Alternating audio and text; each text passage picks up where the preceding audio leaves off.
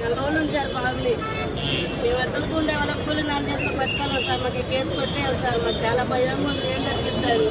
ఏం భయపడద్దమ్మా, కేసు చేసుకునే వాళ్ళం. ఇప్పుడు మాకు పని పట్టుకెళ్ళాలని మాకు పని కూడా ఎవరు చెప్పట్లేదు. ఇప్పుడు మీరు చూశారు గులకరాయి కేసు, మీకు జ్ఞాపకం ఉంటుంది. ఇక్కడే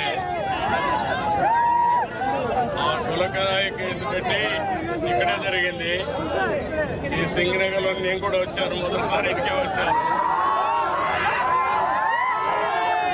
వచ్చిన తర్వాత మొదటి రోజు వచ్చింది సింగనగర్కే వచ్చాను. వరద వచ్చిన తర్వాత ఆయన చేసిన పని ఏంటంటే, ఏనండి ఏం చేశారంటే, ఇక్కడికి వచ్చి కావాలని గురకరాయి డ్రామా ఆడి ఒక అమాయకుడిని జైల్లో పెట్టాడు సానుభూతి కోసం.